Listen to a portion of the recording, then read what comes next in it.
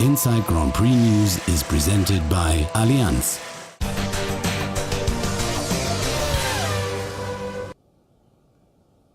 Hello and welcome to the Inside Grand Prix News. After Fernando Alonso's victory on Sunday, we show you the latest news from the Formula One scene.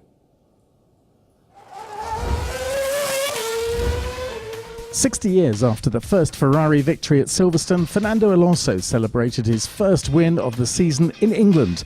For the Spaniard, it was the 27th Grand Prix victory of his career, putting him level with the legendary racing driver Jackie Stewart. Alonso's clear win at Silverstone will be a motivating boost. I see there is possibilities. Why not? I think it's very long championship, many races to go. But as I said, to win the championship, we need to have the best car. At the moment, we are working to do that. However, Sebastian Vettel is still out in front, 80 points ahead of Webber. Second best German was Nico Rosberg in sixth, who was happy with his performance.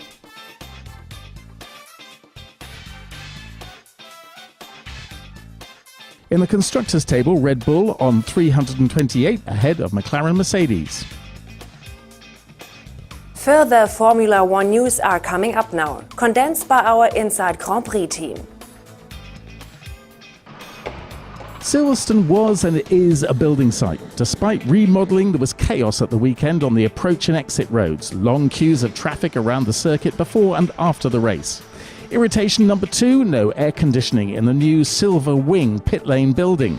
The result, sauna-like conditions in the press box. The most annoying aspect, however, the new pit lane is constructed in such a way that it can't be properly seen from the main grandstand. Tyre changes take place out of public view. Many spectators were left wondering, for €31 million, how could it be so poorly designed?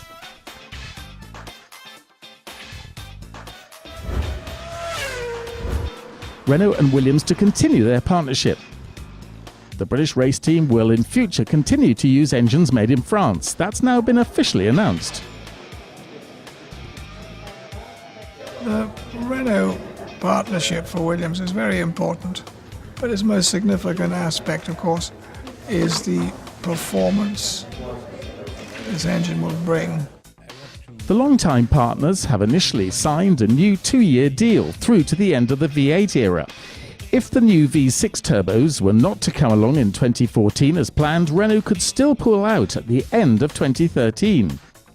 No problems on the engine front going into the 2012 championship, and all the focus can be sort of put now on blending the engine and car together, which they've done so successfully in the past. In reality, however, Williams and Renault envisage a long-term partnership. The drivers also hope for better times ahead. I'm thrilled. For me, it's something that hopefully the next few years we can be back to the winning path. To date, the partners have had success only in the 90s with Mansell, Villeneuve and Hill at the wheel. To go out in a car with a superb engine and a superb chassis and go for pole positions and race wins all season long was what every driver dreams of, and so I was very lucky. Those were the days. No change at Red Bull. Dietrich Mateschitz has now made it clear that Lewis Hamilton will not be switching to Red Bull. Rather, Mark Webber seems set to stay for 2012. Indeed, why would you let him go? We're very happy with the job that Mark Webber is doing. Webber himself also wants to carry on. Were a contract extension, however, not to come about, the Australian may be replaced by compatriot Daniel Ricciardo. Lightning McQueen in Formula One. For the race at Silverstone, the Marussia cars appeared totally in the look of the new Cars 2 movie, unfortunately with little success. The drivers' race overalls and the team's hospitality facilities were also promoting the film. The cast of voices in Cars 2 includes Lewis Hamilton and Sebastian Vettel.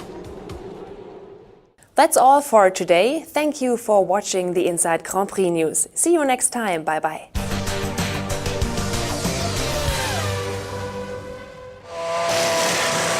Inside Grand Prix News was presented by Allianz.